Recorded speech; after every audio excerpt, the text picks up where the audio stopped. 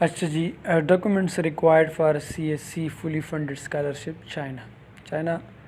سی S C scholarship کو کون کون سے ڈاکومنٹس چاہیے؟ تو سب سے پہلے میں پوائنٹ آؤٹ کر لوں گا، جو ہے پاسپورٹ چاہیے اینڈ پاسپورٹ سائٹ پکچر چاہیے۔ نمبر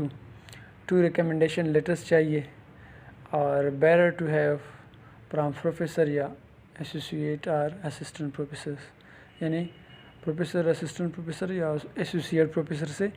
وہ ریکمنڈیشن لیٹرز ہونے چاہیے۔ پولیس کلیئرنس سرٹیفکیٹس ہونے چاہیے، اور یہ پولیس کلیئرنس سرٹیفکیٹ جو ہوتے ہیں نا، جب آپ اس کو بناتے ہیں تو یہ 6 مہینے کے لیے ہوتا ہے، تو کوشش یہ کریں کہ جب آپ اسکالرشپ کے لیے اپلائی کرتے ہیں تو اس وقت آپ بنائیں، پہلے نہ بنائیں، کیونکہ پھر وہ ایکسپائر ہو جاتا ہے۔ اسی طرح number 4 physical examination form for C S C, یعنی کہ جو فزیکل ایگزامینیشن فارم ہوتا ہے، پھر آپ جا کے کسی ہاسپٹل سے جو ہے اس کو سائن کرتے ہیں۔ ہاسپٹل والے اکثر ڈاکٹرز آپ کو ظاہری دیکھ کے بس اس پہ سائن اور مہر لگا لیتے ہیں، لیکن اکثر اوقات ایسے بھی کرتے ہیں کہ چلے کچھ ٹیسٹ کر بھی لیں، اور اس ٹیسٹ کرنے میں کوئی 2 گھنٹے یا 1 گھنٹہ یا 2.5 گھنٹہ جو ہے وہ لگتا ہے۔ اسی طرح یہ جو فزیکل ایگزامینیشن فارم ہے can be download from C S C portal and signed by any hospital, یعنی کہ سی ایس سی پورٹل سے وہ easily you can download it. Matric and inter, یعنی کہ ایف اے اور F S C certificate and D M سی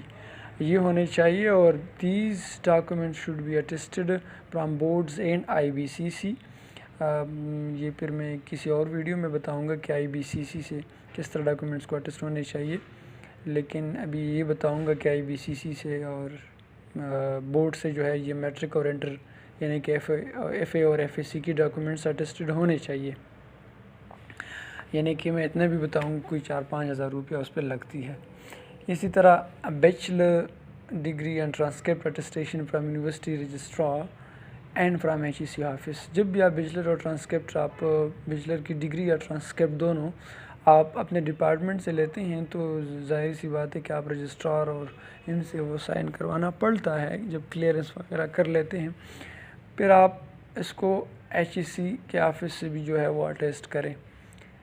تو پہلی بات تو یہ ہے کہ جب بھی آپ کوئی ڈاکومنٹ یعنی کہ ٹرانسکرپٹ اور بیچلر کی ڈگری کو آپ اٹیسٹ کرنا چاہتے ہیں، تو سب سے پہلے ضروری ہے کہ آپ سیکریسی سے، یعنی کہ جدھر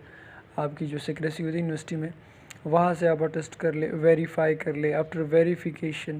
ضروری یہ ہے کہ آپ جا کے ایچ ای سی کے آفس سے اس کو اٹیسٹ کر لیں، اور اس کی ایک سپریٹ پھر میتھڈ ہے۔ نمبر 7 then attest all your educational documents from MOFA, یعنی کہ پھر سارے ڈاکومنٹس موفا سے پھر اٹیسٹ کر لیں، یعنی فارن جو آفس ہے اس کو منسٹری آف فارن افیئر، اس سے آپ اس کو اٹیسٹ کر لیں۔ Then take a coloured copy of your all educational documents and bring it to the person who has notary public attestation, یعنی اس کی پھر آپ نوٹرائزیشن کر لیں۔ نوٹرائزیشن کا کیا مطلب ہے؟ نوٹرائزیشن کا مطلب یہ ہے کہ آپ اپنے سارے ڈاکومنٹس کی فوٹو اسٹیٹس نکالیں، کلرڈ فوٹو اسٹیٹس نکالیں، 1 عدد یعنی 1 سیٹ نکالیں، 2 سیٹ نکالیں، 3 سیٹ نکالیں، الگ الگ۔ فار ایگزامپل 3 دفعہ اپنے سارے ڈاکومنٹس آپ نے آپ نے فوٹو کاپی کر لیے، یعنی مطلب آپ کے ساتھ 1 سیٹ آف فوٹو کاپی ہے، دوسرا سیٹ آف فوٹو کاپی ہے، تیسرا سیٹ آف فوٹو کاپی ہے، تو ضروری ہے کہ کم از کم 1 سیٹ فوٹو کاپی اگر آپ کر سکتے ہیں 2 سیٹ کر لیں، 3 سیٹ کر لیں، 4 سیٹ کر لیں، لیکن منیمم آپ 1 سیٹ فوٹو کاپی بنا لیں اور آپ نوٹرائزیشن کے لیے دے دیں۔ یعنی کہ کسی بھی ہائی کورٹ وغیرہ میں نوٹرائزیشن والے وکیل ہوتے ہیں، ان کے پاس اپنے مہر وغیرہ ہوتے ہیں، سٹیمپس، جس جو خاص پیسے بھی آپ سے لیتے ہیں اس کے، اور وہ جو سٹیمپس لگائے جاتے ہیں اس فوٹو کاپیز کے ڈاکومنٹس پر، تو یعنی کہ آپ کے اوریجنل ڈاکومنٹس اس وقت آپ کے ساتھ ہوں گے، وکیل اوریجنل ڈاکومنٹس کو دیکھیں گے، اور اس کو دیکھتے ہوئے آپ کی جو کاپی ڈاکومنٹس ہے اس پہ اٹیسٹیشن کریں گے، اس پہ جو ہے سٹیمپس لگائیں گے، اور اس کی اسپیسیفک سٹیمپس ہے یہ اس چیز کی نشانی ہے کہ بھئی اس کی جو ڈاکیومنٹس ہمیں پرووائڈ کی تھی یہ ڈاکیومنٹس اوریجنل ہے، اور پھر جو ہے وہ نوٹرائزڈ جو ڈاکیومنٹس ہے یعنی کہ جو کاپی ڈاکیومنٹس ہے وہ پھر آپ یونیورسٹی بھیجیں گے جب بھی یونیورسٹی والے آپ سے چاہیں گے۔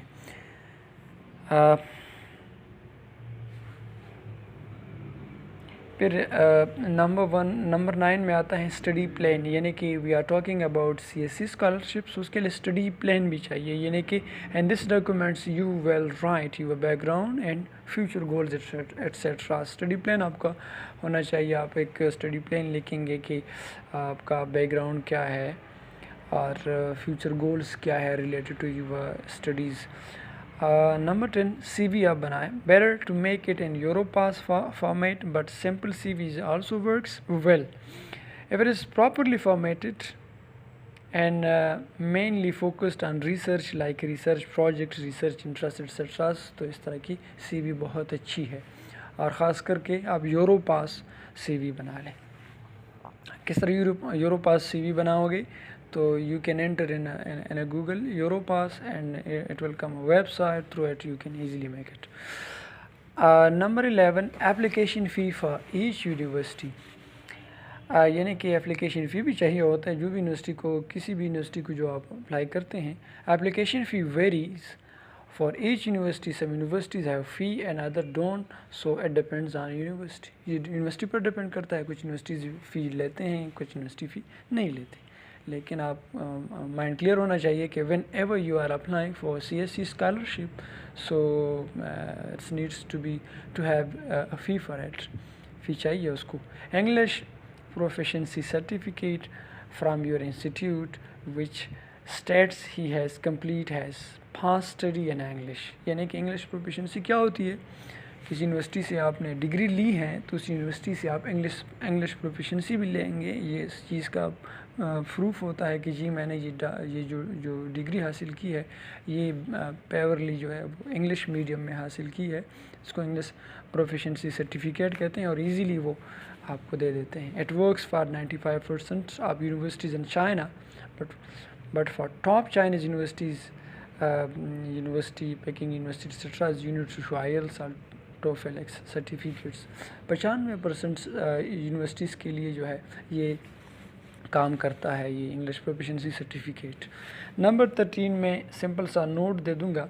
کہ if you want to increase chances of your scholarship try to contact professor of your research interest and request them for acceptance. If they provide you acceptance later,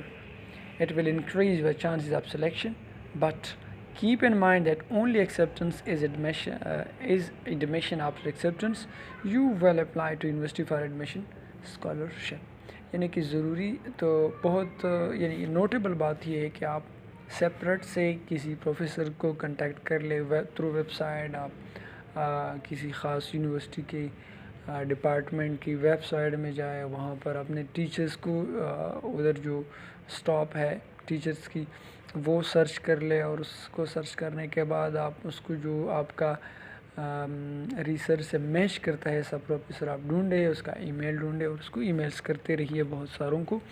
and selections یہ اس سے increase ہوتا ہے۔ So I can talk about the benefits now, کہ اس کا benefits کیا ہے by the وے، یعنی کہ اسکالرشپ سے آپ کو بینیفٹس کیا حاصل ہو سکتے ہیں۔ تو یہ کوئی 3000 RMB یعنی کہ ین جس کو کہتے ہیں چائنیز کی جو کرنسی ہے، 3000 وہ ماسٹر کے لیے دیتے ہیں، 3500 جو ہے وہ PhD کے لیے دیتے ہیں، اور اگر